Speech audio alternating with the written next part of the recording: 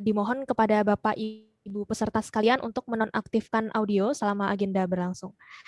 Ya, Assalamualaikum warahmatullahi wabarakatuh. Waalaikumsalam warahmatullahi wabarakatuh. Yang kami hormati pembicara kita yang sudah hadir bersama kita pada hari ini yaitu Ibu Dr. Eng Janwarti Jaya Eka Putri, STMT, kemudian Ketua Jurusan Teknik Sipil FTSP UII sekaligus pemateri kita pada hari ini juga yaitu Profesor Insinyur Widodo, MSCE PhD. Kemudian Sekretaris Jurusan Teknik Sipil FTSP UII, Ibu Dwi Astuti Wahyu Wulan Pratiwi, STMT, Kaprodi dan Sekprodi di lingkungan JTS UII, Bapak dan Ibu dosen JTS, serta para peserta webinar pada hari ini, kami ucapkan terima kasih atas kehadirannya. Selamat datang di webinar Integrasi Hasil Penelitian dalam Pembelajaran dan Strategi Penulisan Jurnal Ilmiah. Ya, puji syukur kita panjatkan kehadirat Allah Subhanahu wa taala yang telah memberikan kita nikmat serta rahmatnya sehingga pada kesempatan kali ini kita dapat berkumpul di acara yang insya Allah penuh dengan berkah ini. Salawat dan salam tetap tercurah kepada junjungan kita Nabi Muhammad SAW beserta keluarga, sahabat, dan pengikutnya hingga akhir zaman. Marilah kita awali agenda webinar kita kali ini dengan membaca basmalah bersama-sama. Bismillahirrahmanirrahim. Kemudian selanjutnya kita akan dengarkan bersama-sama sambutan dari Ketua Jurusan Teknik Sipil FTSP UII yaitu dari Prof. Widodo. Kami persilahkan.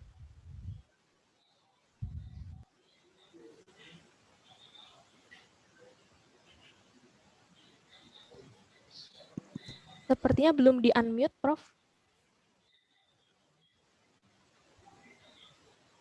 Bismillahirrahmanirrahim. Alhamdulillahirrabbilalamin. Wassalatu wassalamu ala asrofi anbiya'i wal mursalin Muhammadin wa ala alihi wa sahbihi ajma'in. Asyhadu an la ilaha illallah wahdahu la syarikalah wa asyhadu anna Muhammadan abduhu wa rasuluh.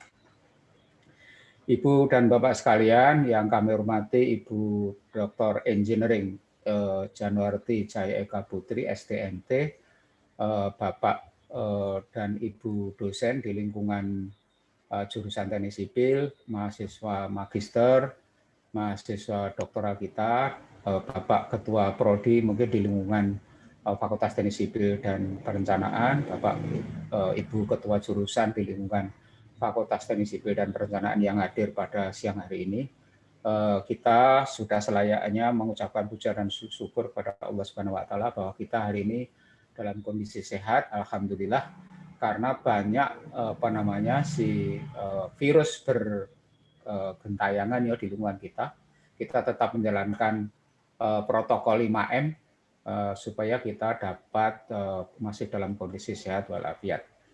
Ibu dan Bapak sekalian, terutama Ibu Janwarti. Jadi Ibu Janwarti ini saya perkenalkan kepada dosen-dosen muda bahwa beliau ini dulunya adalah dosen kita juga, ya, dosen UI juga. Kemudian karena beliau ada kepentingan mengikuti keluarga di Surabaya, begitu akhirnya beliau mengundurkan diri dari tempat kita dengan cara baik-baik, ya kita lepas dengan baik-baik. Itu hubungan kita masih baik-baik juga sampai sekarang, gitu ya, sampai sekarang. Nah, oleh karena itulah beliau sekarang menjadi dosen di Institut Teknologi 10 November Surabaya. Jadi karena kita ini mempunyai hubungan yang spesial karena beliau ini adalah dosen kita juga, maka pada banyak kesempatan lah selalu kita undang gitu ya. Dalam beberapa kesempatan kemarin itu kita undang dalam rangka bincang-bincang dengan mahasiswa kita yang akan studi lanjut di Jepang, begitu ya, kita undang pengalaman-pengalaman Bu Janwarti dan lain-lain, sehingga mudah-mudahan para dosen muda itu terinspirasi gitu loh. Prestasi Bu Janwarti itu luar biasa. Jadi nanti akan disampaikan dalam sesi yang kedua. Mudah-mudahan kita dapat mengambil manfaat, mengambil pelajaran dari perjuangan beliau itu, gitu ya. Nah, itu yang pertama. Yang kedua, Bu Janwarti. Jadi kita ini punya program dalam RKAT itu ya, jadi penguatan proses pembelajaran berbasis riset ini tahun yang lalu itu diaudit itu belum jalan karena apa? Karena masih banyak program yang lain yang kita kerjakan, jadi belum sempat jalan gitu ya. Terlalu banyak program yang harus kita lakukan sehingga tahun ini itu insya Allah hari ini akan kita lakukan. Dan berikutnya ini terutama nyangkut Pak Win juga, ini program kita yang kita tunggu itu adalah pembuatan community service plan, karena Pak Win itu pernah di DPPM gitu ya, kita tunggu nanti kita undang, komandannya adalah Pak Win gitu ya. Kemudian juga ini Pak, kalau nggak jalan nanti ini nggak jalan kenapa? Kemarin itu sudah kita sampaikan karena program dokter itu baru akreditasi sehingga Pak Win itu sibuk gitu ya, sehingga tahun ini nggak ada pilihan lain kecuali jalan. Kemudian kita juga masih ada yang besar satu, yaitu untuk dakwah Islamiyah plan, itu juga demikian kita mintakan Pak Arsoyo, kemudian Pak Munardi dan lain-lain. Nah, hari ini marilah kita akan mengkaji, mempelajari bersama-sama tentang pembelajaran berbasis riset yang ini sudah juga digaungkan di banyak tempat dan juga sudah sejak lama begitu ya. Jadi tulisan saya ini bukan tulisan saya murni, tetapi saya banyak mengambil atau menyadur dari Griffith Institute of Higher Education, karena saya cari di mana-mana, yang ada itu hanya di situ. Jadi nanti Bapak sekalian jangan percaya kalau ini tulisan saya murni gitu ya. Oke. Bapak Ibu sekalian, jadi ini outline-nya, nanti baca sendiri aja ya, karena slide saya itu ada 53, jadi agak panjang. Gitu. Ini baca sendiri aja. Jadi Bapak Ibu sekalian, tantangan perguruan tinggi di era revolusi industri ini banyak gitu ya. Yang pertama, peran dosen harus diperkaya dengan MOOC, jadi Massive Open Online Courses. Jadi ini menantang kita untuk berkreasi, karena suatu saat nanti MOOC itu tidak dapat terelakkan gitu ya. Oleh karena itu jangan sampai nanti kita itu tidak dapat bagian dari program MOOC itu.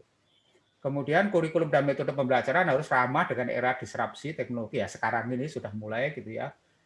Learning, kemudian internet thing, kemudian daring, kemudian dan lain-lain.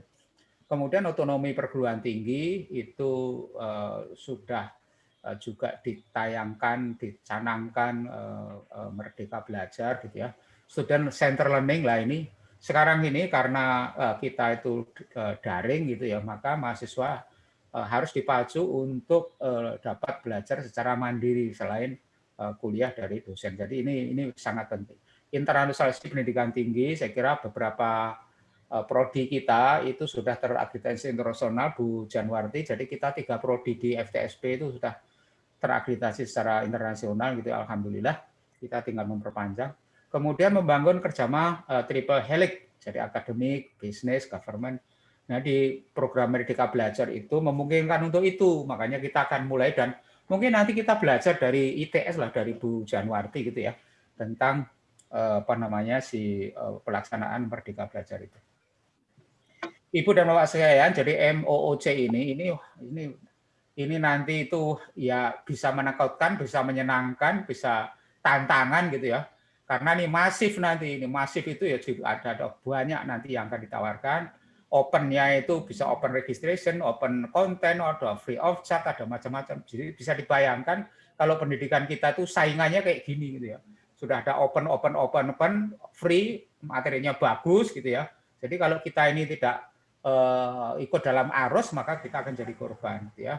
Kemudian online, sekarang udah ada online, jadi nanti akan open, ada online, kemudian ini course itu sudah macam-macam ini isinya, mulai dari programnya, kurikulumnya, evaluasinya, dan lain-lain. Jadi ini merupakan satu tantangan kita di masa yang akan datang gitu ya. Kita mesti harus siap gitu ya, dosen-dosen, bagaimana kita itu mempunyai konten yang dapat di online kan, yang kontennya sangat bagus, presentasinya bagus gitu ya. kemudian kita sampaikan dengan media yang bagus dan lain-lain supaya kita tuh dapat berperan dalam MOOC itu. Nah, Bapak Ibu sekalian, ini juga saya sadurkan ini dari Dikti gitu ya. Betapa sebetulnya si education output mendatang itu begitu menantang gitu ya. Kita sendiri teknik sipil itu ya, critical thinking ini ya belum begitu juga, creativity belum begitu juga gitu ya. Communication sudah kita ajari dikit-dikit gitu ya. Collaboration itu juga oke, sudah sedikit ya. Curiosity itu gimana ya, mahasiswa kita rasa ingin tahunya itu ya kayak gitulah, belum begitu seperti yang kita inginkan. Kemudian inisiatif, kemudian persisten, jadi bagaimana mereka itu membangun kedisiplinan, ketangguhan, kemudian empati, adaptability dan lain-lain. Jadi sebetulnya mahasiswa kita itu dituntut mempunyai suatu sifat-sifat seperti itu. Jadi ada kompetensi, ada critical thinking, ada creative thinking, ada self learning. Jadi tadi seperti tadi yang sudah saya sampaikan, mereka mampu belajar sendiri, kemudian self managing itu mereka mampu memanage dirinya sendiri gitu ya. Sudah gede gitu, sudah mahasiswa itu sudah gede gitu ya, tapi kadang-kadang itu masih perlu juga dikandani gitu ya, dikasih tahu gitu. Bu Janwarti kalau di luar negeri kan kita nggak berani ya mengandani mahasiswa, itu nggak berani karena mereka sudah gede. Gitu. Kita ini enggak, mahasiswa kita itu gede badannya gitu ya. Nggak tahu kalau di ITS itu kita itu badannya gede tapi belum gede juga, jadi masih harus dikasih tahu. Jadi bagaimana supaya mereka itu self learning, self managing, innovation, integration, collaboration. Aduh, begitu ini apa namanya sih bagus gitu ya, tapi merupakan satu tantangan. Gitu ya. Oke, jadi ini sudah tadi sore. Sudah. Nah, Bapak kita langsung nggak ada masalah ya. Suara saya bisa didengar dengan baik nggih? Jelas banget. Oke.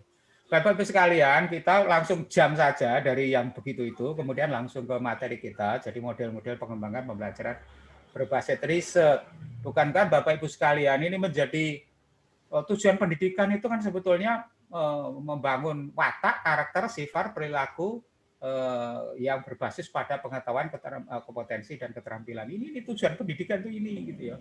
Jadi kadang-kadang kompetensi saja masih kita perjuangkan dengan susah payah, apalagi watak, karakter, sifat dan perilaku yang kalau UI yang Islami begitu tuh kita masih berjuang terus-terusan. Ini sebenarnya tujuan pendidikan itu supaya tercapai gitu ya. Nah, salah satu fokus pengembangan pembelajaran yang maksud itu adalah pengembangan materi atau metode pembelajaran sebetulnya. Dan itu akan berkaitan dengan pengembangan ilmu pengetahuan. Pengembangan ilmu pengetahuan akan berkaitan dengan riset, gitu ya, riset. Nah, bagaimana kita itu mengkoneksikan kegiatan-kegiatan penelitian dalam proses pembelajaran, kan intinya sebetulnya itu. Ya. Bapak Ibu sekalian, jadi sebelum itu maka kita perlu tahu juga sedikit komponen-komponen pembelajaran. Jadi nanti saya baca secara cepat saja lah karena anunya banyak ya. Jadi dalam presentasi ini itu pembelajaran berbasis riset dalam hal ini bukanlah metodologi riset dalam pembelajaran tetapi strategi pengembangan pembelajaran yang berbasis riset. Bagaimana kita ini dalam proses belajar mengajar itu kita selipkan banyak strategi yang berhubungan dengan riset. Sebetulnya itu intinya. Bukan metodologi riset sendiri gitu, tapi bagaimana strategi-strateginya. Nah, ini tujuan pembelajaran, saya kira Bapak baca sendiri ya, materi pembelajaran tadi sudah disampaikan bahwa kita ini memang salah satunya adalah mengembangkan materi tadi itu. Kemudian media pembelajaran, nanti Bapak bisa, Ibu baca sendiri, metode pembelajaran banyak gitu ya. Kemudian evaluasi pembelajaran juga sudah kita lakukan, walaupun kita ini sekarang Bu Janwarti dengan OBE, output based education itu kita masih mencoba rada rumit itu ya, jadi proses evaluasinya, jadi bukan materi yang kita uji, tetapi bukan outcome ya, jadi bukan materinya tetapi kompetensinya atau outputnya ya, outcome-nya ya. Outcome, Pak. Ya. Oh ya, tadi OBE tadi ya.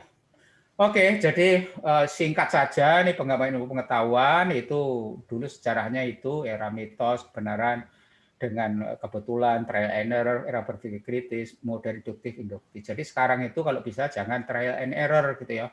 Kita sudah harus berpikir dengan metode ilmiah ya. Tidak boleh pengembangan ilmu pengetahuan itu dengan coba-coba. Jadi kita tahu ada bahan, kemudian kita coba. Enggak begitu, mestinya kita selidiki dulu bahan itu apa, kemudian kalau bereaksi bagaimana, apakah dia kimiawi, apakah dia mekanis, dan lain-lain.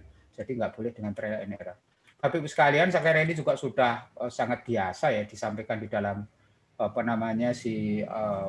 kegiatan penelitian. Jadi saya secara cepat saja bahwa identification of the problem is big problem. Jadi ini apalagi kalau mahasiswa doktor itu ya, saudara mau ngapain gitu ya? Nah, di sini ini problemnya. Cari problem itu bukanlah sesuatu yang mudah gitu ya. Yang signifikan, yang penting, yang mendesak, yang itu merupakan satu perenungan yang sangat dalam, yang itu perlu motivasi, ada time, ada ability, ada funding, ada instrumen, ada opportunity dan lain-lain gitu ya.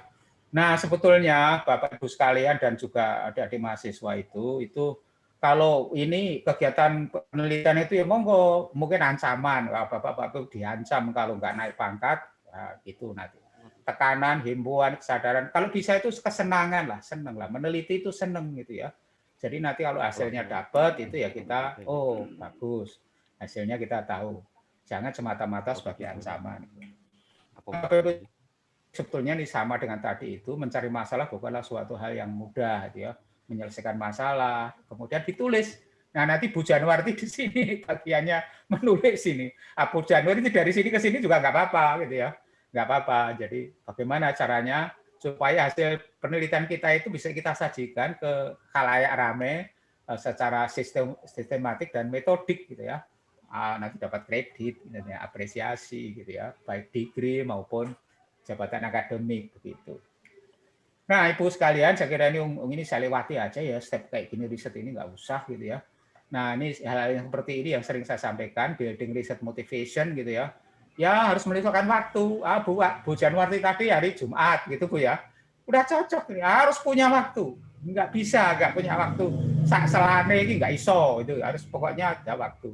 Kalau saya itu pagi Bu, dari dulu saya tuh pagi-pagi itu ngajar anak saya itu ya bapak-bapak ya, itu pagi gitu ya. Kemudian membangun interest, latihan praktek, kemudian dukungan moral gitu ya. Jadi orang-orang yang telah berhasil itu memang punya waktu khusus. Jadi cocok dengan Bu Januarti tadi. Kalau beliau hari Jumat, kalau saya pagi gitu ya. Nah, alasannya kalau bisa itu paling bagus itu membangun keunggulan bidang keilmuan. Wah, bagus itu. Marilah kita kembangkan bidang keilmuan. Bisa untuk jati diri, artikulasi diri. Bisa untuk prestasi atau reputasi diri. Nah, kita kan harus punya harga diri, punya rasa gengsi.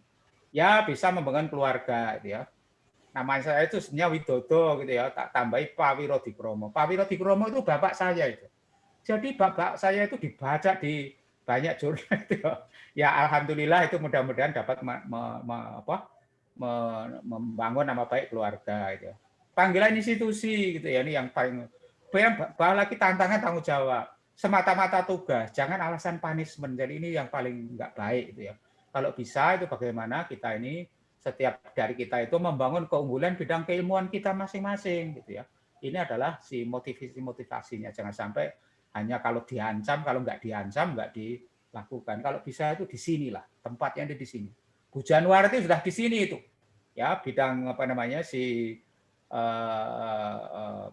material biopolimer gitu ya, di sini setahu saya ya. Mungkin sekarang udah kemana-mana gitu ya. Nah, udah beliau keahliannya sangat di bidang ini, gitu ya. Oke, jadi ini juga begitu Bapak sekalian. Ini ini pengalaman saja. Nih orang-orang tertentu suka gatek gitu ya, gatek kerahkan panca indera gitu ya. Ada orang-orang juga menangkap satu fenomena itu ya lewat saja gitu ya. Ada juga yang suka gatek yang mendengarkan, melihat, memperhatikan, mencium, merasakan. Take time, develop imagination. Jadi digatek ada apa, ada kupu lewat digatek gitu. Oh ternyata ini bisa dijadikan penelitian dan lain-lain. Jadi memang ini pengalaman saya ini. Jadi ya begitu ya, memang suka gatek itu nggak tahu nih Bu Januarti nanti juga bisa cerita ya. Kalau saya itu ya menurut saya paling tidak itu ya gatek gitu. Gatek gitu, ada sesuatu yang si penting, interest gitu ya. Jadi nah nanti baru kita susun ininya sih ya. Esensinya ketangkep dulu di dalam pikiran kita, kemudian kita baru susun ya. Nah, saya kira ini juga gitu. Ini cuma untuk mahasiswa, untuk belum. Jadi penelitian ini kan belum. Nah, ini dulu juga saya waktu itu ya begitu, cari yang belum itu yang apa ya, belum diketahui, belum lengkap, belum tertata, belum luas, belum baik, belum dalam, belum nyaman, belum semua. Jadi harus dapat seperti itu supaya kita dapat meneliti. Kemudian research strategy ini juga bukan ambil dari banyak sumber gitu. Finding the interest topic, interestnya apa, narrowing the topic, collecting reference ini baca ini mahasiswa S3, mahasiswa doktor ini di sini ini yang penting itu. Saya dulu setahun baca itu di sini khusus cari yang tadi itu setahun muput karena ditanya opo yang sudah dikerjakan oleh orang gitu. Wah, saya ingat aja waktu itu. Kemudian evaluating the topic credibility, jadi research scope dan lain-lain, preparing stable research, preparing research dan lain-lain. Saya kira ini sudah menjadi sesuatu yang rutin gitu ya. Ya memang ya bagaimana supaya meneliti itu menjadi sesuatu yang menarik tadi itu, bukan beban gitu ya. Beban itu ya Bapak Ibu sekalian, jadi strategi pengembangan pembelajaran yang berbasis riset itu saya ambil dari Griffith Institute of Higher Education. Jadi Bapak bisa baca nanti sebetulnya si isinya gitu ya. Saya cari di mana-mana kok nggak ada, yang ada itu di sini bagus itu ya saya ambil saja. Jadi dan ini sudah diadopsi oleh banyak peneliti juga, terutama bidang pendidikan itu ya. Nanti ada 8 ini.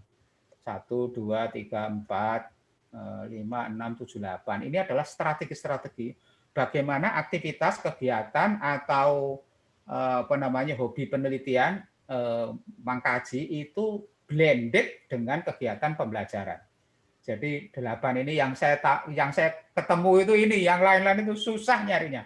Nggak tahu kalau nanti Bu Janwarti bisa menyampaikan yang lain gitu ya. Mudah-mudahan bisa saling melengkapi. Bapak Ibu sekalian, jadi yang pertama itu ini.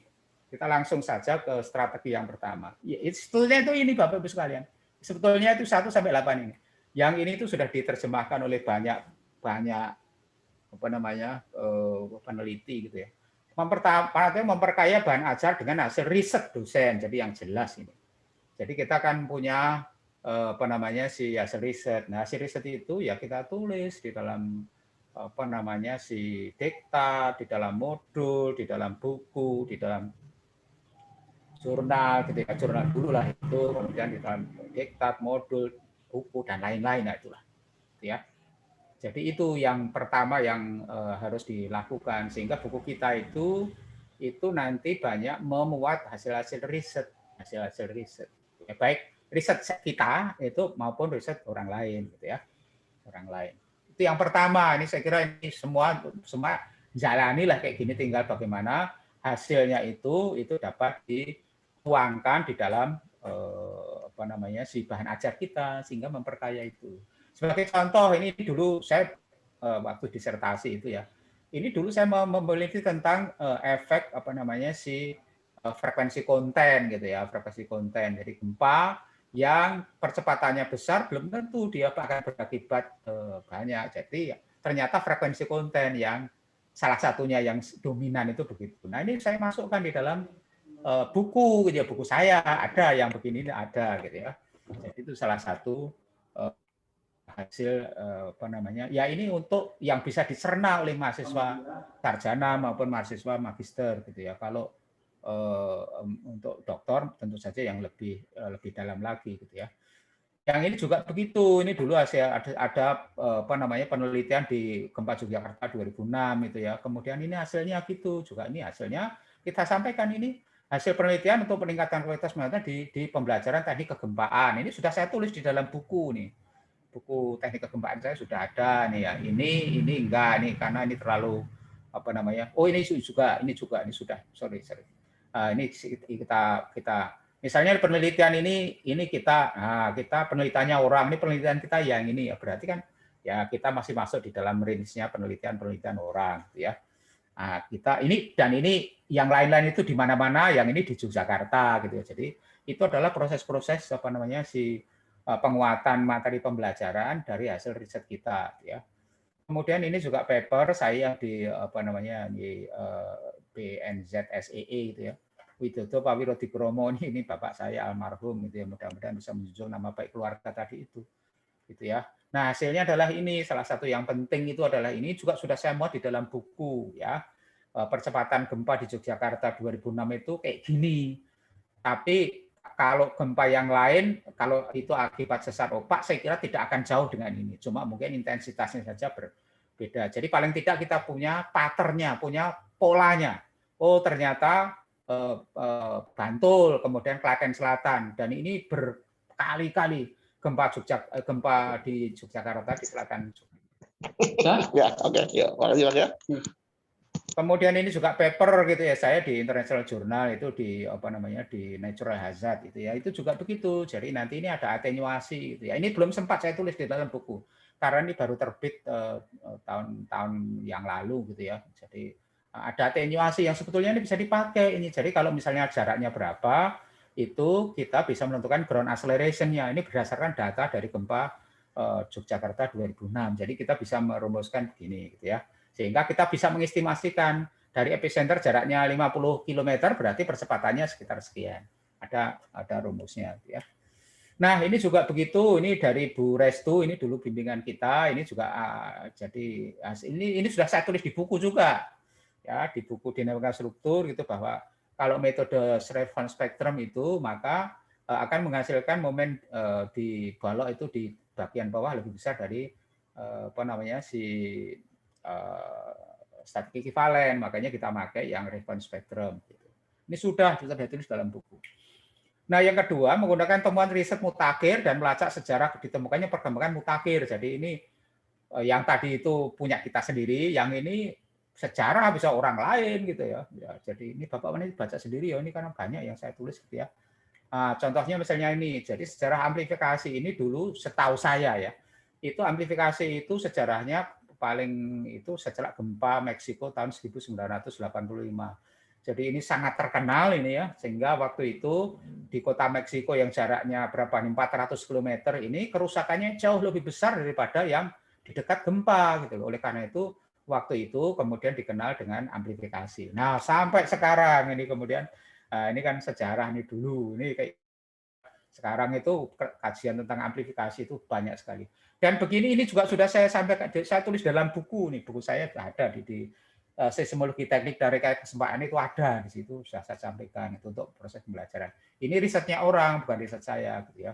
Ini juga gitu tadi itu banyak itu riset-riset orang itu ya yang berhubungan dengan amplifikasi tadi itu yang ini saya ambil sebagian kecil karena kalau di bagian banyak nanti terlalu banyak anunya. Itu juga demikian evaluation, calibration, verification untuk connect beam column join. Ini juga gitu. Ini saya tulis dalam buku ini. Walaupun saya belum sempat mengaplikasikan ini model yang terbaru gitu ya. Model yang saya pakai masih model yang lama itu karena kan saya lulusnya kan sudah 20 tahun yang lalu gitu ya. Ini model yang baru nih adik-adik dosen yang baru itu mungkin sekarang pakai model-model yang canggih kayak gini yang spring dashboard bla bla bla bla kayak gini ini dipakai dalam penelitian beam column join. Nah, ini juga gitu penelitian bambu. Ini saya sampaikan di analisis struktur 1 ya. Jadi mahasiswa semester 1 itu untuk mengetahui bahwa bambu itu walaupun demikian itu kekuatannya sangat besar. Kemudian yang ketiga itu memperkirakan kegiatan penelitian isu-isu riset kontemporer. Nah, ini terutama untuk mahasiswa doktor dan mahasiswa magister gitu ya. Ini memang studi literatur itu menjadi sangat penting gitu ya. Sekarang kan Mbah Google itu informasinya banyak. Di samping itu UII kan juga sudah melanggan jurnal-jurnal yang apa namanya bagus-bagus itu. Jadi tinggal membaca saja di download lewat Google bisa, langsung datang ke perpustakaan bisa gitu ya. Bagaimana supaya riset-riset baru itu kita ketahui. Saya sekarang kalau membuka riset baru itu pusing Bu Janwarti. Karena apa? Ilmu saya udah kelelep kan udah 20 tahun yang lalu saya. Baca yang sekarang itu waduh sudah kelelep lah. Gelageban caranya gitu gelageban. Nah, ini anak-anak muda ini yang kemudian mestinya itu meneruskan gitu ya. Jadi besok kalau misalnya yang master ini mau sekolah dokter itu begitu ketemu supervisor itu sudah langsung membawa ini loh yang akan saya studi itu ini gitu. Itu bisa kalau membaca, kalau nggak membaca ya nggak bisa. saya dulu juga begitu. Saya dulu sebelum berangkat itu ya baca-baca, saya bawa gitu ya. Saya sampaikan pada supervisor bilang, wah that's very good. Udah kalau supervisornya udah bilang very good begitu, udah kita semangat gitu ya. Jangan sampai not so bad gitu, apa not so good gitu. Jangan sampai begitu gitu ya. Nah, Bapak Ibu sekalian ini juga gitu. Wah, banyak ini apa namanya jurnal-jurnal ini yang ya saya udah pusing ini baca kayak gini udah pusing saya.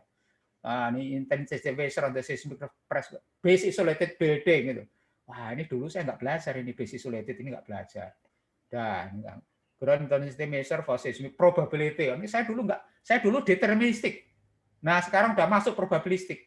Udah pusing saya. Nah, ini kemudian yang baru-baru ini yang harus meneruskan gitu loh. Jadi jangan sampai sama dengan saya dulu. Jadi sekarang udah banyak yang probabilistik gitu ya. Saya dulu kan deterministik ya.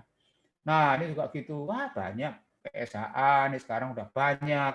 Ini gini gitu. Wah, banyak sekali lah Bapak Ibu sekalian.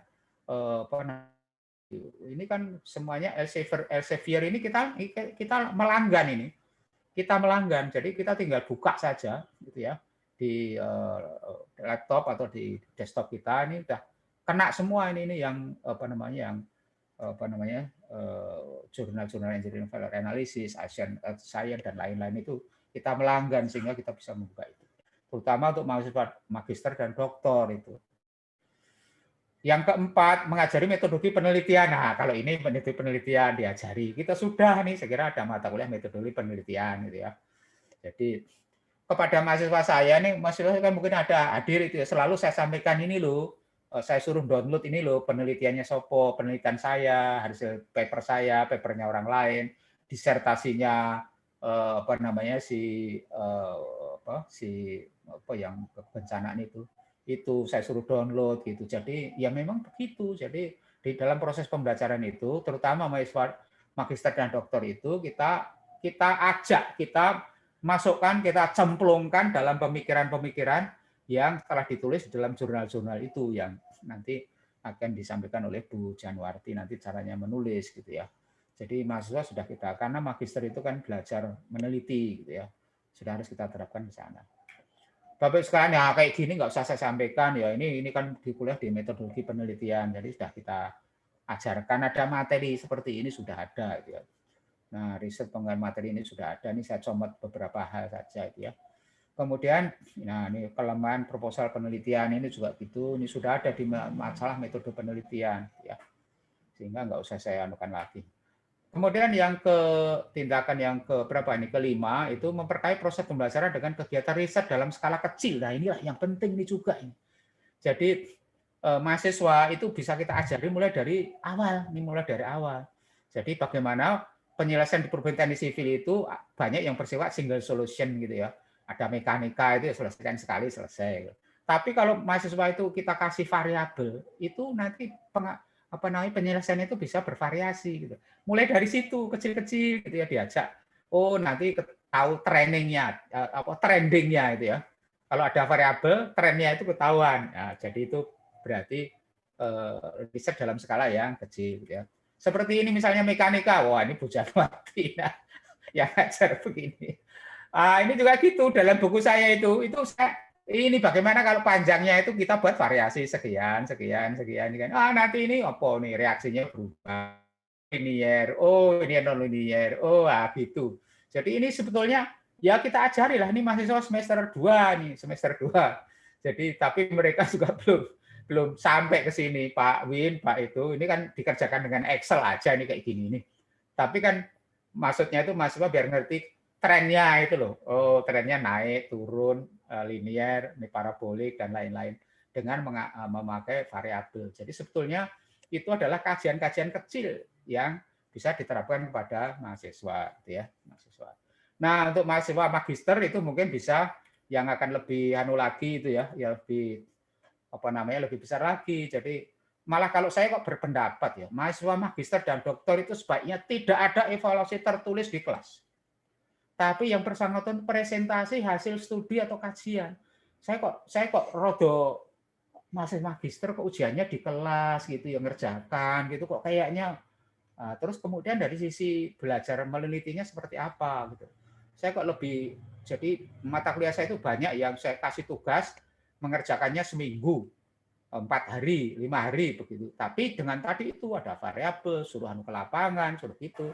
Nanti dia akan memperkerjakan hasilnya begitu. Jadi tidak semata-mata single solution seperti mahasiswa sarjana gitu ya. Selesai penyelesaian ini selesai. Gitu. Nah, kalau magister dan doktor ini ya memang harus begitu gitu ya. Harus sudah spasial gitu ya, spasial baik ruang maupun waktu maupun jarak maupun dan lain-lain. Nah, ini juga begitu. Ini mahasiswa itu bisa meneliti kayak gini, fast reduction factor ini dengan meneliti di lapangan gitu ya. Saya suruh terjun ke lapangan sana, kamu ukur di sana berapa. Nanti kita bisa menentukan ini gitu ya. Nah, ini adalah melibatkan, ini penelitian kecil, ini sambil kuliah gitu ya, turun ke lapangan. Ya, kemudian nanti bisa menghitung ini fee-nya itu berapa, yang di-code kita itu berapa, maka kita bisa mengevaluasi, kita bisa berdiskusi, oh lebih tinggi, lebih rendah, lebih ini, oh sebabnya ini, dan sebagainya gitu ya, itu yang. Nah, strategi yang keenam gitu ya, memperkaya proses pembelajaran dengan melibatkan studi dalam kegiatan riset institusi. Jadi ini oke, jadi ya ini Pak Win ini yang getol ini gini ini ya bagaimana mahasiswa doktor, mahasiswa magister itu kita libatkan dalam kegiatan riset baik dosen maupun institusi gitu. Jadi itu yang yang kita inginkan karena itu nilainya tinggi di dalam akreditasi gitu ya. Jadi misalnya ya ini saya mengajak mahasiswa Muhammad Faisal Azhar ini dalam penelitian itu diajak gitu ya. Kemudian Bapak Ibu sekalian nanti kalau ngajak mahasiswa ini mahasiswa S1 nih, mahasiswa S2, mahasiswa S3 itu akan menjadi sangat bagus gitu ya. Karena dapat memperkaya pemikiran mereka dan lain-lain dan secara institusional ini juga bagus gitu ya. Jadi mahasiswa itu turun ke lapangan gitu ya. Ini menguji si hammer test di lapangan ini ini begini loh hammer test itu begini. Jadi ngerti gitu ya. Ini turun ke sungai ke itu dan lain-lain lah. Jadi bagus sebetulnya begitu gitu ya, supaya kita ya diewangi gitu ya, mahasiswa juga mendapatkan sesuatu yang bagus. Gitu ya. Kemudian strategi ketujuh adalah memperkaya proses pembelajaran dengan mendorong peserta didik agar merasa menjadi bagian dari budaya riset di jurusan. Jadi Bapak Ibu sekalian, jadi ini juga demikian. Jadi ada juga prodi itu kan kemarin juga ada misalnya ada hibah-hibah gitu ya. Dari universitas itu bisa melibatkan juga mahasiswa itu untuk penelitian. Jadi penelitian kita bermacam-macam ya. Nah, ini misalnya penelitian unggulan ini kemarin yang barusan selesai itu ya Yogyakarta itu begini gitu ya. Disampaikan dalam suatu acara begitu ya, penelitian unggulan dosen ya. Kemudian ini mahasiswa kita nih Kristianto ini ada enggak nih ya? Pak Kristianto nih enggak hadir gitu ya. Mungkin hadir mudah-mudahan. Ini Bu siapa nih? Bu Wiji konferen ini Bu ini ya Hanin ini di Jepang gitu ya di Ibu kemarin itu ya. Jadi melibatkan mahasiswa dalam penelitian kemudian dipresentasikan di dalam si arena konferen gitu baik internasional maupun nasional gitu ya. Yang 8, ini yang terakhir Bapak Ibu sekalian, jadi strateginya memperkaya proses pembelajaran dengan nilai-nilai yang harus dimiliki oleh penelitian, nilai value ini, value.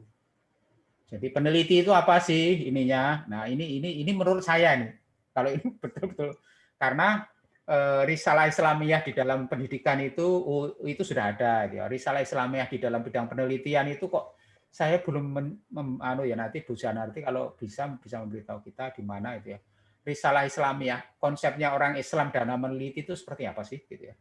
Itu tak cari di mana-mana itu nggak ada gitu ya. Saya cuma beberapa hal yang bisa saya simpulkan. Jadi ini misalnya jujur, sabar gitu ya. Lurus hati, tidak berbohong. Ya peneliti kan harus jujur, harus sabar, objektif, harus kritis, sesuai dengan sebenarnya, bebas kepentingan, berpikir detail, tajam, terbuka, giat gitu ya. Menghargai hasil orang, menghargai kita reaksi sendiri dan menghargai juga kritik orang dan lain-lain. Itu adalah nilai-nilai yang harus kita kembangkan di dalam apa namanya Tenang, baik. penelitian gitu ya.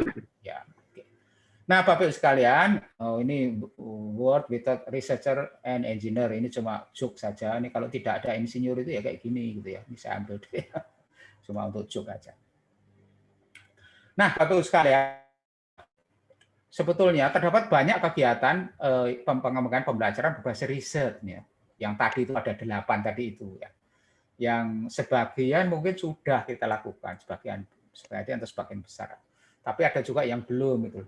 Nah, ini sebetulnya khususnya di UI ini Bapak Ibu sekalian, secara institusional perlu dilakukan secara diseminasi hasil penelitian. Jadi ada annual research presentation. Dosen-dosen kita itu kan setiap tahun itu mempunyai karya ilmiah, tapi mahasiswa kita nggak ngerti itu karya ilmiah dosen itu seperti apa. Nggak tahu nanti di ITS itu ya Bu Janwarti itu apakah ada annual research presentation dosen. Jadi dosen itu tahun ajaran atau tahun itu melakukan presentasi risetnya dosen di hadapan mahasiswa kita supaya mahasiswa kita itu ngerti karya dosennya itu loh. Nah, kita ini Bapak Ibu dosen naik jabatan akademik itu kan pasti ada unsur risetnya. Nah, mahasiswa kita tuh nggak ngerti risetnya dosen itu seperti apa. Oleh karena itulah nanti tahun ini akan kita mulai dengan annual research presentation dosen. Ya, kita akan memulai jadi dosen kita panggil semuanya risetnya. Bisa riset tahunan, artinya tahun ini atau tahun-tahun sebelumnya juga boleh. Nanti kalau sekali nggak bisa ya berkali-kali gitu ya. Supaya mahasiswa kita itu ngerti dan itu merangsang mahasiswa kita supaya mereka itu kepincut gitu ya, kepingin ikut gitu ya dalam annual research presentation. Kemudian sangatlah penting itu secara individual dosen-dosen melakukan tindakan-tindakan seperti yang disampaikan yang tadi itu 1 sampai 8 tadi itu. Jadi nanti ini semua dosen begitu memprovokasi mahasiswa supaya mereka itu terjun atau berkubang di dalam aktivitas kegiatan riset. Saya kira begitu Bapak Ibu moderator, saya tidak tahu berapa menit waktu yang saya telah sampaikan. Assalamualaikum warahmatullahi wabarakatuh. Waalaikumsalam warahmatullahi wabarakatuh. Prof Wit, ini sebenarnya sambutan dulu, habis itu paparan baru. Jadi Prof Wit ternyata semangat sekali ini langsung masuk ke materi. Sambutannya tadi sudah. Iya, Prof. Ternyata Prof Wit ini Bu Janwarti, Prof Wit itu WFH seperti ini ternyata semangat sekali untuk memberikan sharing ya, menyampaikan sharing ilmu kepada kami semua di sini sehingga yang tadi ada post harusnya sambutan habis itu baru paparan ternyata langsung gaspol ya Prof. Terima kasih Prof. Tapi mohon maaf Bu Janwarti di sini tadi Prof Wit yang mengenalkan CV-nya Bu Janwarti jadi tadi ya. Jadi saya belum mengenalkan CV-nya Bu Janwarti. Lo saya bersemangat aja mahasiswa dosen-dosen itu kurang semangat ya kadang-kadang. Oke, monggo. Iya Prof ya. Oke. Jadi selamat siang menjelang sore ini Bu Yani. Kalau di Surabaya mungkin sudah sore ya Bu Yani. Oke Bu Yani, ini tadi Prof juga sudah mengenalkan bahwa Bu Yani sebenarnya dosen di UI juga ya. Tapi saya belum sempat merasa diajar sama Bu Yani. Ibu Yani udah keburu keluar waktu itu ya. Saya 2005 baru masuk ke UI Bu. Oke, jadi di sini Bu Yani, wah ini ternyata juga cukup banyak sekali penelitian-penelitiannya dari CV yang saya baca. Kemudian di sini Bu Yani menyampaikan bahwa sudah ada beberapa tulisan 46 jurnal internasional. Wah, 11-12 sama Prof ini Prof, berarti sebentar lagi profesor ini Bu ya. Kemudian ada 3 buku, 7 paten. Gimana ini Bu, ada 7 paten, banyak juga ini ya. Luar biasa. Gitu. Kemudian ini Bu Yani concernnya sekarang lebih ke material nggih Bu ya. Kemudian di sini kami ingin sebenarnya Bu Yani bisa membagi kepada kami gimana sih sebenarnya tips triknya tadi kata Prof Wit penulisannya. Ya Prof, bagaimana sih caranya ada ide-ide, menimbulkan ide mungkin atau bagaimana udah dapat ide terus kira-kira mau ditulis seperti apa? dan bagaimana mungkin Bu Yani bisa membagi kepada kami semua. Monggo Bu Yani, kami persilakan. Oh, ini Waktunya sampai pukul 14.45, stop Bu dulu Yani ya. paparan. Nanti Prof. Wid dan Bu Yani akan ada sesi tanya jawab setelah ini ya, setelah pukul 14.45. Bagi yang mau mengajukan pertanyaan bisa mengajukan di kolom chat, atau kalau mau langsung nanti ada sesi Oh, pertanyaan itu bukan yang itu, bisa Kang. mengajukan raise hand ya, gitu. Oke, Bu Yani, kami persilakan. Bismillahirrahmanirrahim. Assalamualaikum warahmatullahi wabarakatuh. Waalaikumsalam warahmatullahi wabarakatuh. Terima kasih atas undangannya. Ini kan seperti reuni ya Pak Wid ya. Jadi kayak pulang ke kampung halaman. Ada Pak Albani, ada Pak Helmi, ada mana Mbak Fitri, ini ada Bu Fitri, ada Pak Win ya, banyak teman-teman lama, Pak Barkah tadi. Oh, yang jago nulis malah di sini Pak Teguh tuh, harusnya Pak Teguh yang gantiin ya, lebih jago nulisnya ya. Tapi ini mungkin special occasion ya untuk mantan dosen ya, pertemuan antara dosen dan mantan dosen gitu. Jadi seperti yang sudah disampaikan oleh Profit tadi juga Bu Novi, bahwa saya adalah dulu dosen di Universitas Islam Indonesia di Teknik Sipil, juga ngajar matematika sebentar di Teknik Lingkungan. Ya, jadi saya kadang-kadang kalau punya waktu gitu, saya masih mengunjungi tante saya di Jogja, karena sepupu saya sejak saya dulu jadi dosen di UI, sepupu saya yang jadi waktu itu masih mahasiswa teknik sipil di UGM, itu saya perkenalkan dengan Pak Lukman, teman saya di teknik lingkungan. Jadi saya dengan Pak Lukman itu adalah ipar gitu. Oh, Jadi gitu. jadi saya masih punya tante gitu yang tinggal di Jogja, yang mengasuh juga menjaga putra-putranya Pak Lukman. Jadi saya dengan Pak Lukman sekarang adalah bersaudara. Ini saya mohon izin untuk share ini PowerPoint saya. Saya coba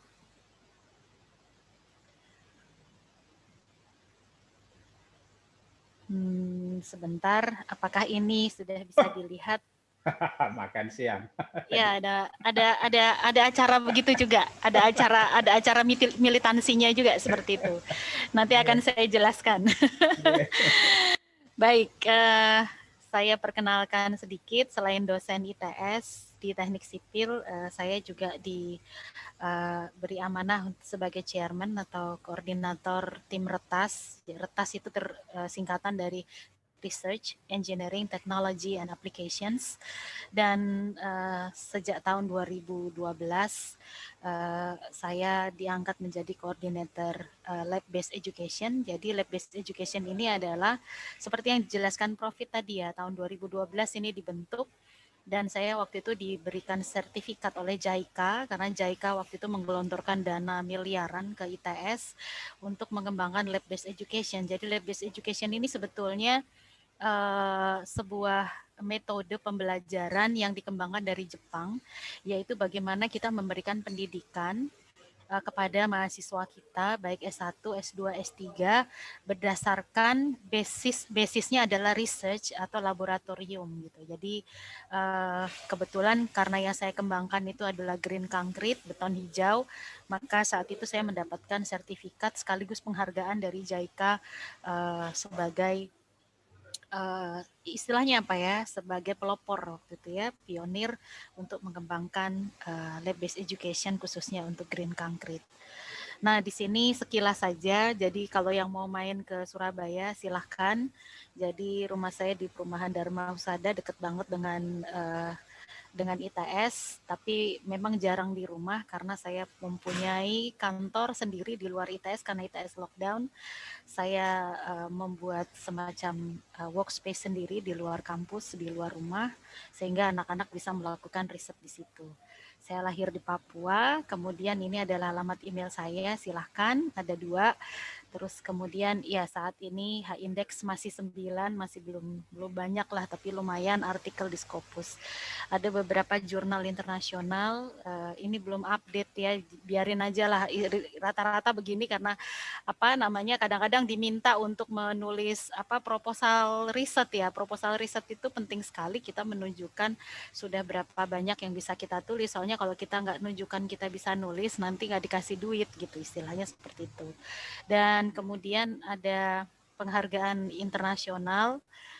Tahun 2017 saya dinyatakan sebagai peneliti terbaik Indonesia oleh Kemenristek-Dikti yang diserahkan waktu itu oleh Pak Menteri, disaksikan almarhum B.J. Habibie dan juga Pak Jusuf Kalla.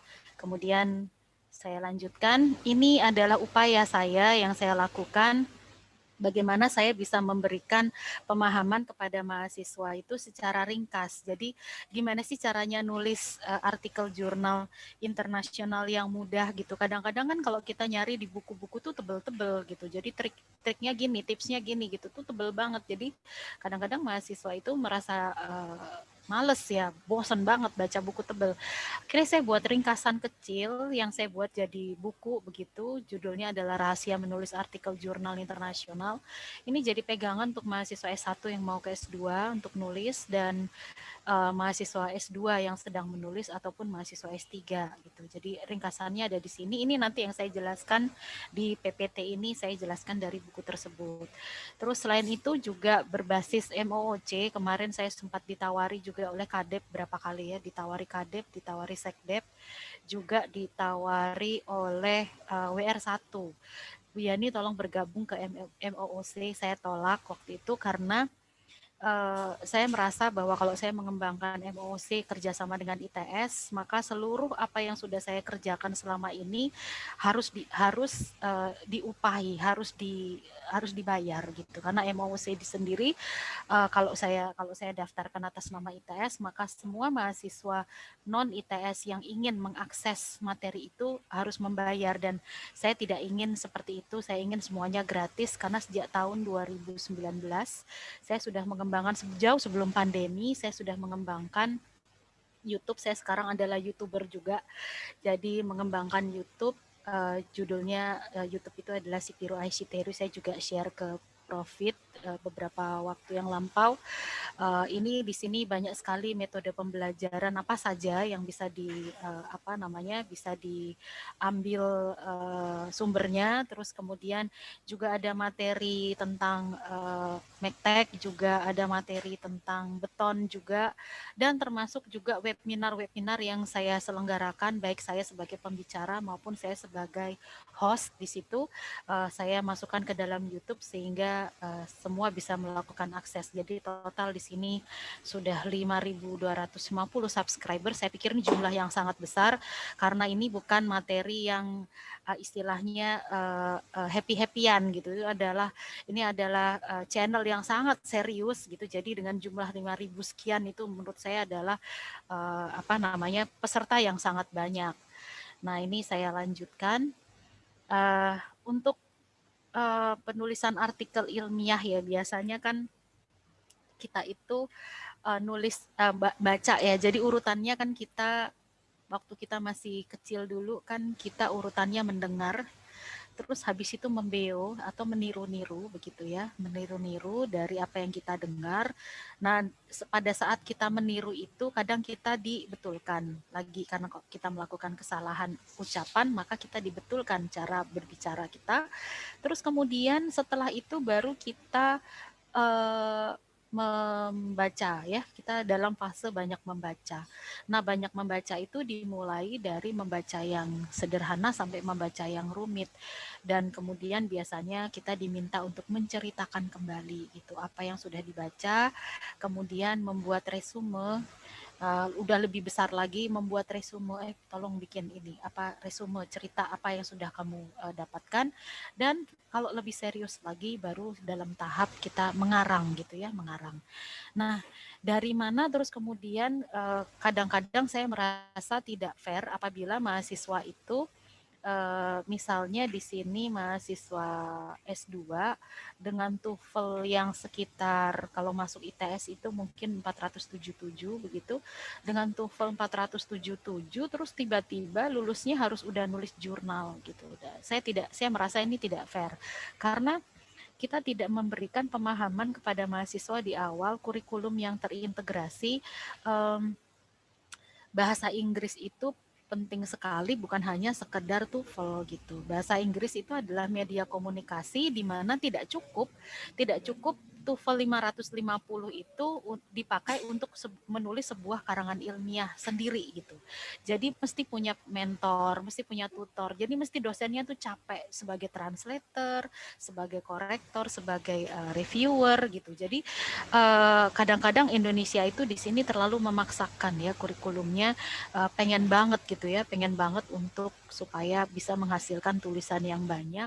Nah, problemnya adalah tulisan kita itu bisa berkualitas atau tidak. Karena seringkali kita terlibat permasalahan karena tulisannya jelek, terus kemudian gramatikalnya banyak yang error, sehingga tulisan kita tidak bisa disitasi orang atau mungkin tidak bisa dipublish di jurnal yang bagus, atau yang lebih buruk lagi adalah masuk dalam indikasi plagiarisme gitu kan. Jadi ini ada beberapa hal mungkin tips-tips yang saya share di sini untuk teman-teman dosen di UI.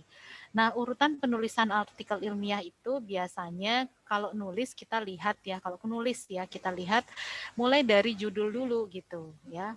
Mulai dari judul kan kalau kita baca gitu ya, mulai dari judul, terus kemudian abstraknya, terus kemudian introduction, terus kemudian material dan metode yang dipakai seperti apa.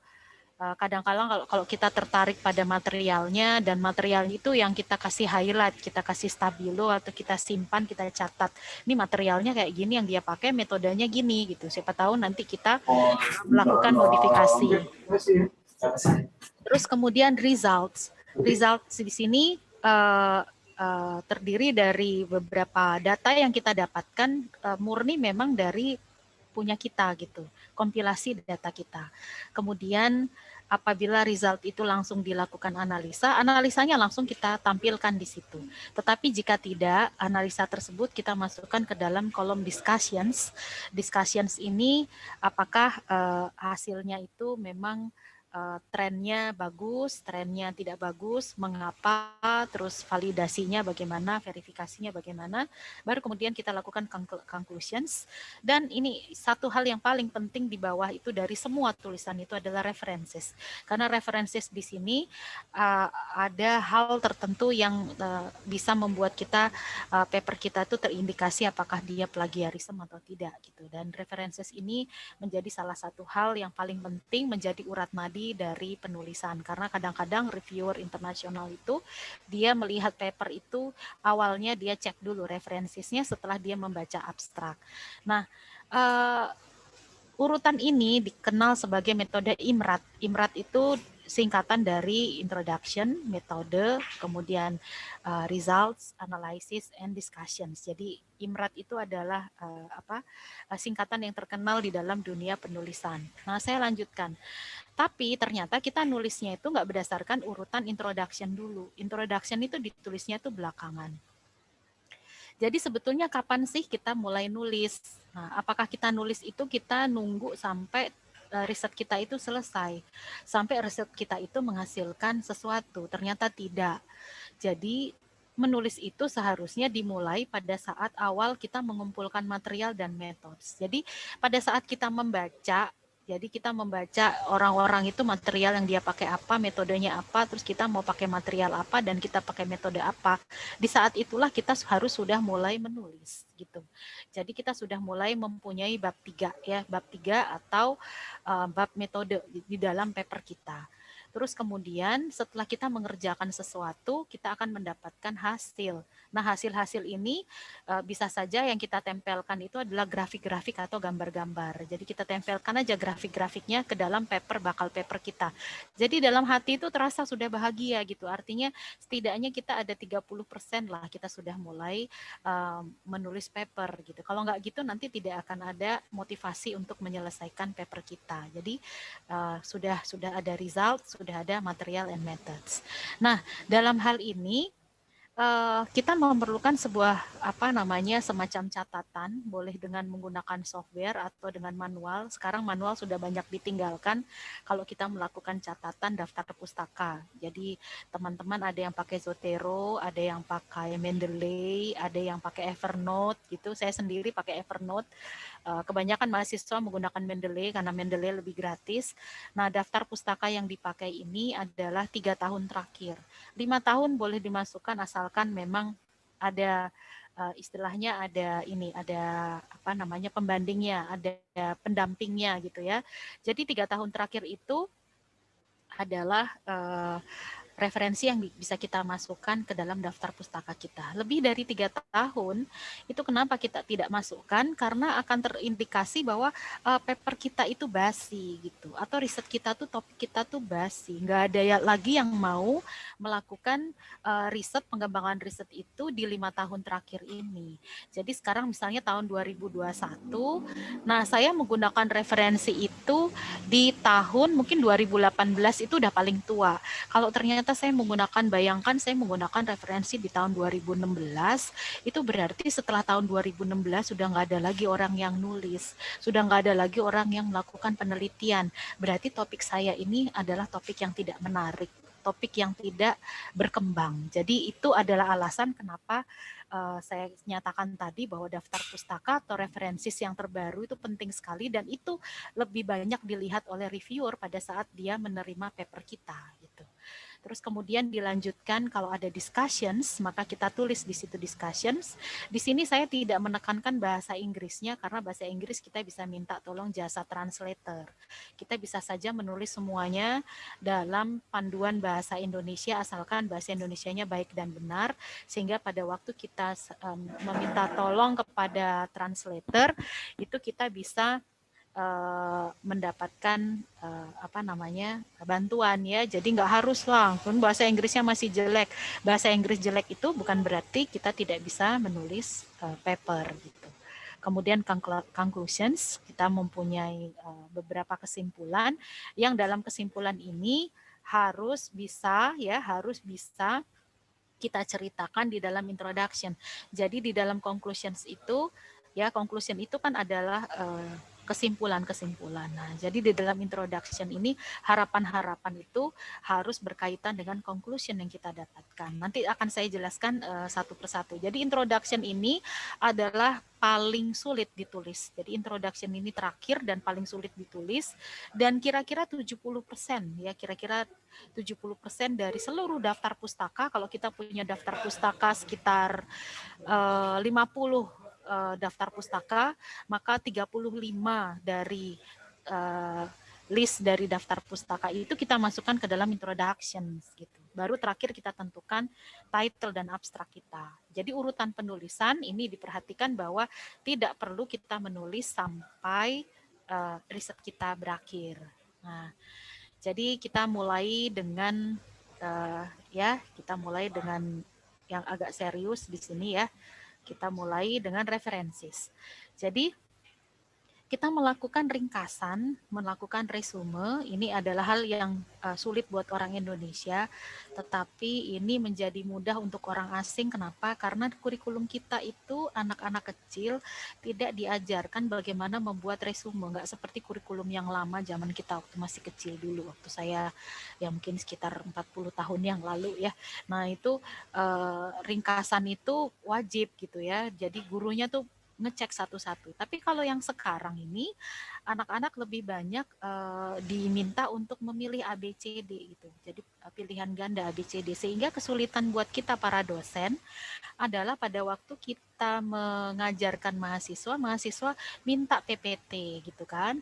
Kemudian mahasiswa mengcopy atau capture dari PPT kita. Kalau tidak kita berikan, mereka akan buat videonya atau mereka melakukan rekaman gitu. Jadi malas untuk menulis. Nah, ini yang membuat bagaimana kita membuat ringkasan referensis ini menjadi salah satu tantangan yang luar biasa untuk kita sendiri, apalagi untuk anak-anak muda mahasiswa bimbingan kita gitu. Nah, kemudian kita melakukan klasifikasi atau karakter atau pengelompokan.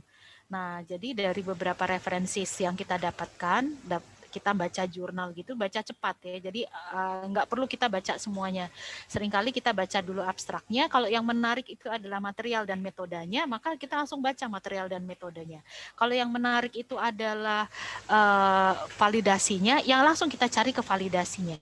Kalau yang menarik itu adalah beberapa resultnya, karena kita ingin melakukan komparasi, langsung kita baca resultnya begitu.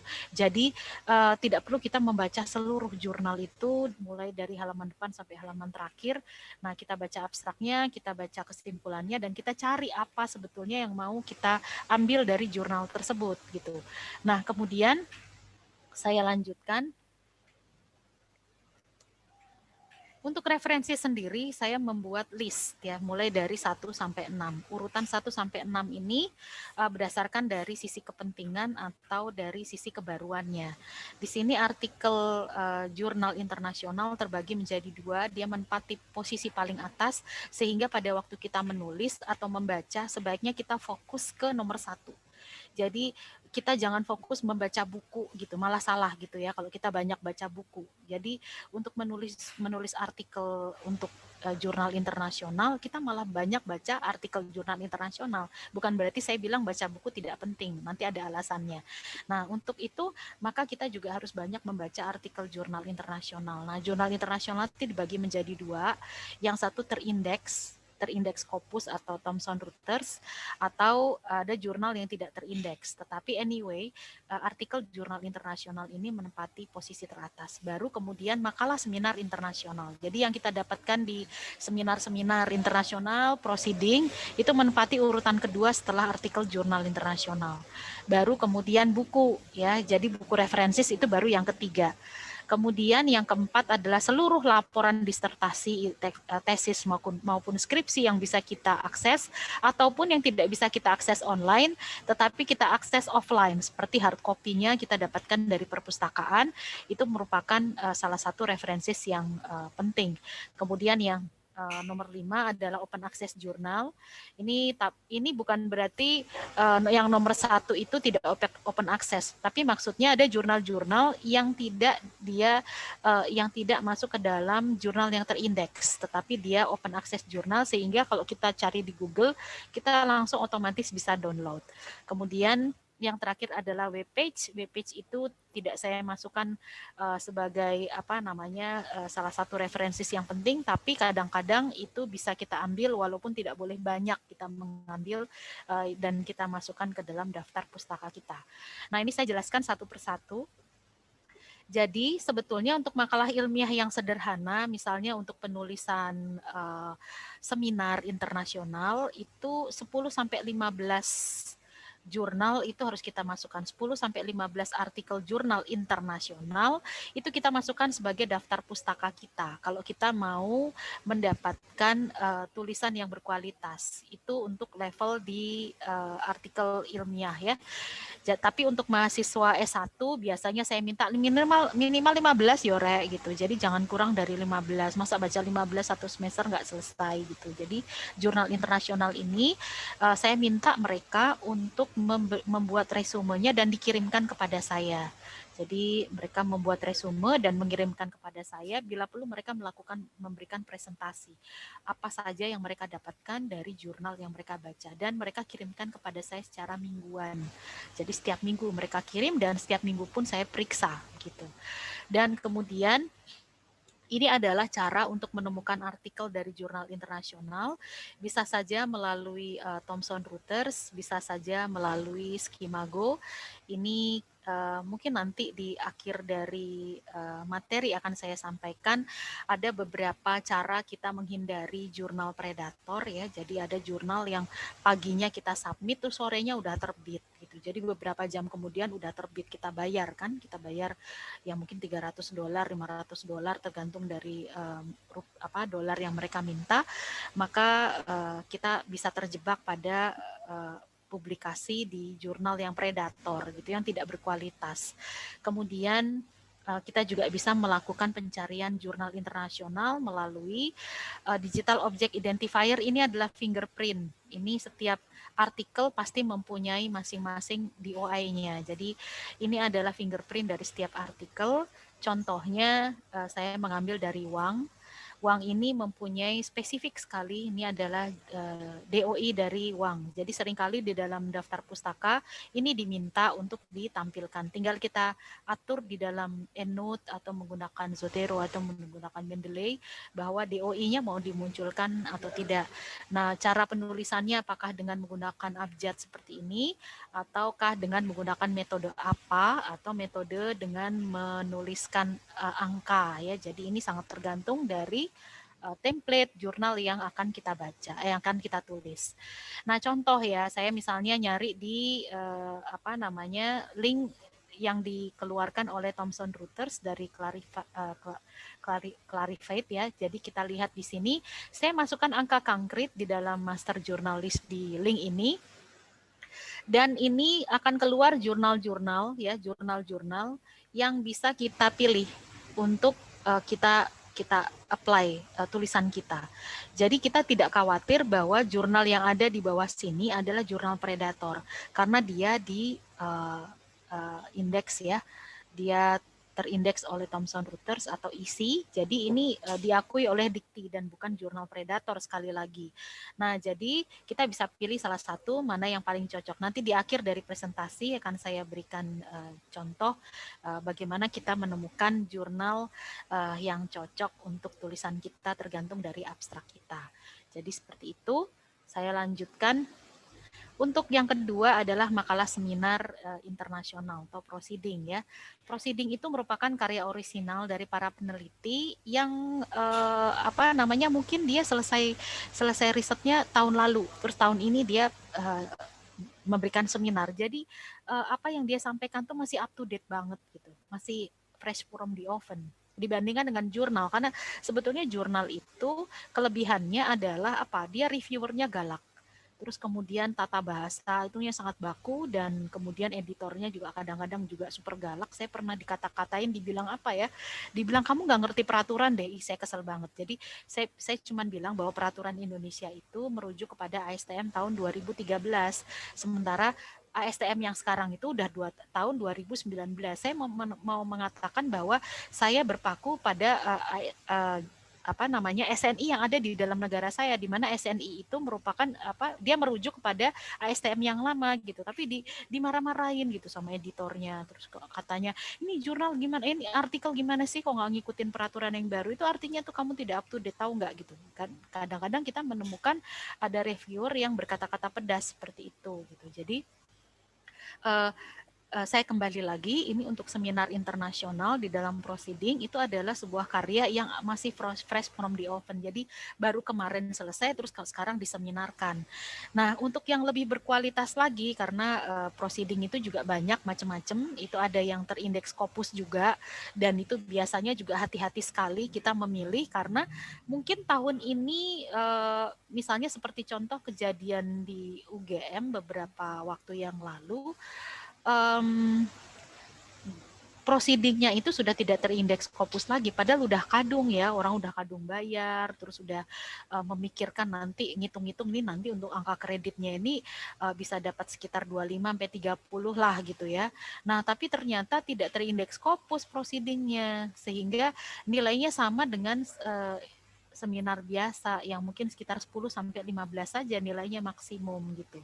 Nah, ini kita harus hati-hati dan kita cek betul ada beberapa proceeding yang terindeks Scopus dan dia dilakukan proses editing khusus, sehingga contoh misalnya saya pernah ikut seminar di London tahun 2008 itu dikumpulkan dalam bentuk proceeding, dan Neil dia melakukan proses editing ya. Profesor Neil melakukan proses editing dan dia diterbitkan tahun 2009. Jadi selalu ada tulisannya EDS ya. Jadi sudah dilakukan proses editing gitu, dan dipublikasi biasanya nggak bareng sama seminarnya. Jadi bisa kita temukan juga proceeding yang tidak sesuai dengan tanggal seminarnya. Nah, kemudian yang berikut, yang nomor 3 adalah buku. Nah, buku ini bisa jadi kenapa dia di nomor 3 gitu, bukan berarti saya tidak menganjurkan baca buku banyak seperti yang saya bilang tadi, tetapi untuk menulis sebuah makalah di dalam jurnal internasional, buku ini ternyata dikategorikan sebagai publikasi yang proses reviewnya nggak galak gitu. Jadi nomor 1 proses review yang paling galak adalah kan jurnal. Jadi kadang-kadang tuh saya kalau udah dapat kiriman hasil review dari ya, reviewer gitu, saya lihat, aduh alhamdulillah ini kok kata-katanya baik gitu. Tapi begitu melihat reviewer kedua gitu, aduh langsung saya tutup deh komputer saya, terus udah saya pergi. Gitu. Jengkel banget kan. Sama Bu, saya profesor aja juga dikata-kata. Jadi kan emosi gitu. Sebetulnya waktu kita udah pergi sambil makan-makan dulu, ngerujak dulu, terus ngobrol-ngobrol dulu, terus jangan langsung balik deh karena masih marah. Jadi kira-kira 2-3 hari lagi tuh minggu depan lah baru balik, terus dibuka lagi gitu, terus baru oh iya ya benar ya, sebetulnya tulisan kita tuh memang jelek gitu, jelek di mana. Tapi kok kebangetan ya ngomongnya gitu, masih ada rasa jengkel-jengkel, itu sebaiknya segera kita hilangkan gitu ya, atau kita cooling down dulu lah. Nah, tetapi di sini kalau seminar internasional itu reviewernya kan nggak terlalu galak ya, Profit. Dan jadi kita udah bayar, kita presentasi gitu, ya paling dia bilang ini gimana sih, ini grammarnya jelek nih, ini datanya kurang lengkap, terus ini kajian dari sini kesimpulannya kok nggak ada, paling cuman gitu. Jadi nggak terlalu galak reviewernya. Tapi buku ini sama sekali tidak ada reviewer gitu. Jadi kita nulis buku, kita yang nulis, paling bukan reviewer ya, paling langsung masuk ke proses editing ya, karena editornya itu dia paling ngecek grammarnya, dia ngecek tulisannya, gambar-gambarnya gitu aja. Jadi tidak melalui proses review. Karena itulah maka buku tidak dimasukkan ke dalam kategori yang utama yang harus kita refer di dalam daftar pustaka kita gitu. Nah, buku juga itu diterbitkan oleh penerbit yang bergengsi. Jadi jangan sampai di dalam daftar pustaka kita ada buku yang terbitan apa gitu, nggak jelas gitu ya. Nah, itu juga harus bisa dimasukkan, kita juga cek ada beberapa penerbit yang bergengsi seperti yang saya tampilkan di sini ya. Jadi ada Oxford gitu kan, John William Sons, Springer ini terkenal banget, McGraw-Hill gitu. Jadi ada beberapa buku yang memang diterbitkan oleh penerbit yang bergengsi, dan mereka juga punya, bukan reviewer ya, mereka juga punya komentator lah. Mereka bilang ini alurnya gini. Saya pernah menemui juga beberapa teman yang menawarkan ke saya untuk nulis book chapter bareng, itu juga agak-agak galak lah, tapi tidak segalak yang nomor 1 tadi. Saya lanjutkan untuk laporan ilmiah. Laporan ilmiah ini seringkali kita nggak bisa dapetin online gitu. Syukur-syukur bisa kita dapatkan online kalau kita kontak ke misalnya ada jurnal gitu, terus kita tertarik ya, ada artikel di jurnal, kita tertarik, terus kita hubungi ininya, penulisnya, terus kita kirimin email. Kita bilang, ini kan berdasarkan disertasimu nggak sih, kan kamu baru lulus ya, bisa nggak kita dapatkan semacam resume ya dari disertasinya, asalkan tidak mengganggu non-disclosure agreement, tidak mengganggu kerahasiaan mungkin dalam risetnya dia, kalau dia punya paten atau apa begitu. Nah, kalau kita dapatkan itu syukur, tapi kalau enggak terpaksa kan harus kita cari di perpustakaan, kita copy atau bagaimana ya. Jadi ini merupakan sumber juga daftar pustaka yang bisa kita masukkan setelah buku gitu, karena kalau buku itu bisa buku itu kita bisa tunjukkan ya bahwa ini diterbitkan oleh ini. Nah, tapi laporan ilmiah itu kadangkala nggak bisa didapatkan secara mudah oleh reviewer yang melihat artikel kita karena kemungkinan dia hanya bisa didapatkan di perpustakaan ITS gitu. Sementara diterbitkan oleh Departemen Teknik Sipil dalam bentuk tesis, dalam bentuk disertasi, dalam bentuk TA gitu.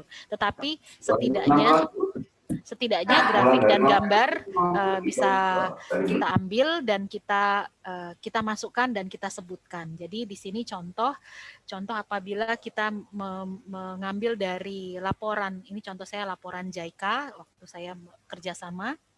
Ini laporan ini bisa saya masukkan sebagai dasar saya menulis begitu. Terus atau disertasi seperti yang punya Profit tadi itu bisa juga dimasukkan.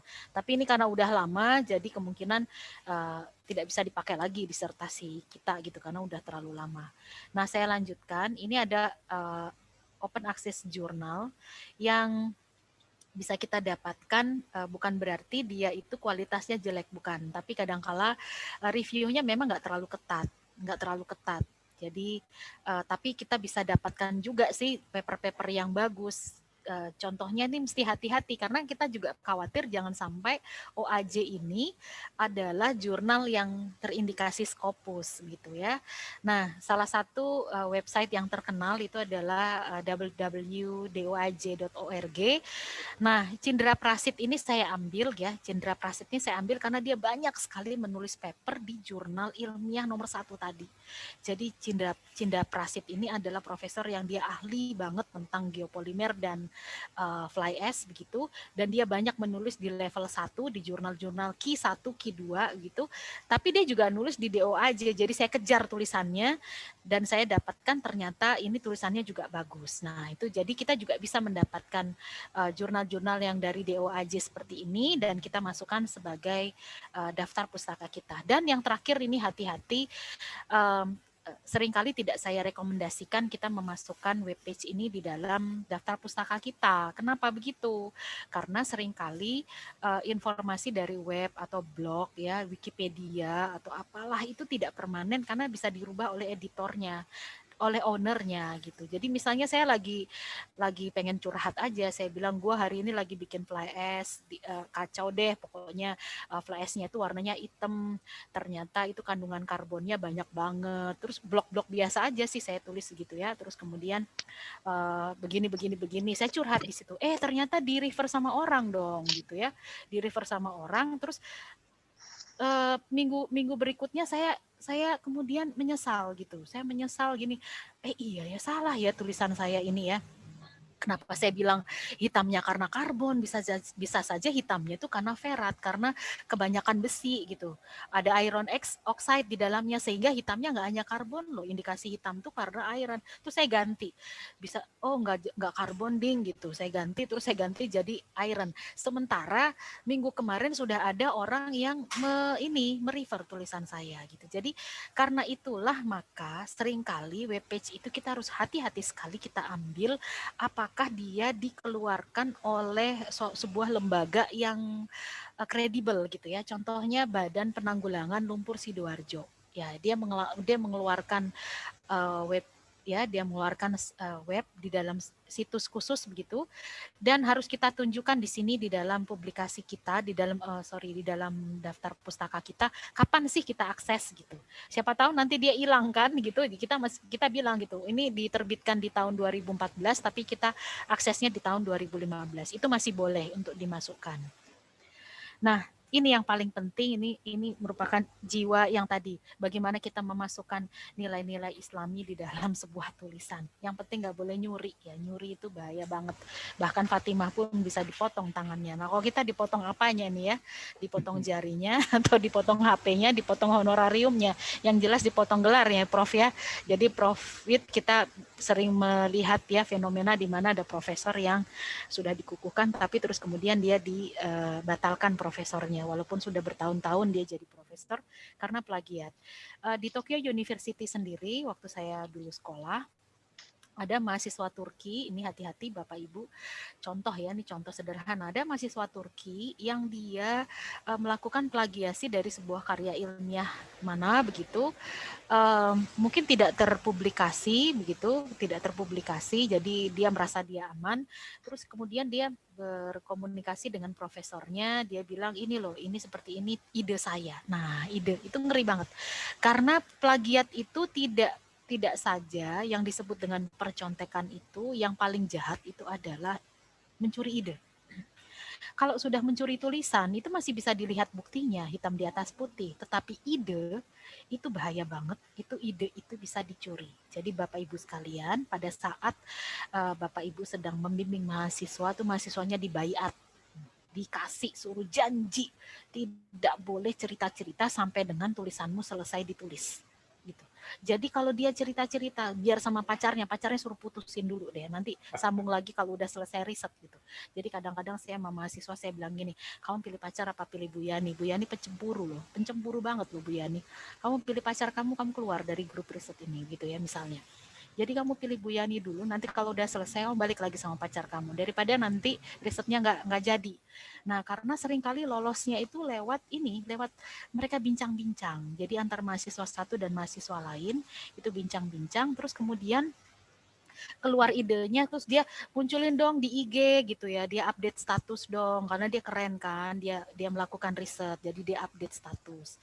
Terus idenya jadi melebar kemana-mana, jadi ketahuan gitu, padahal kita belum selesai ya, nulis udah nyari grantnya sulit gitu kan, bikin proposalnya sulit, tahu-tahu terus udah ada orang yang ngerjain dan udah ada orang publikasi pula gitu. Nah ini bahaya banget. Jadi dari sisi ide itu tidak bisa dibuktikan hitam di atas putih siapa yang salah. Tapi ini adalah kejahatan yang luar biasa, kejam.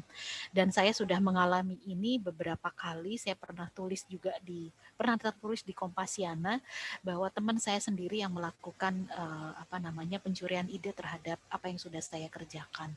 Jadi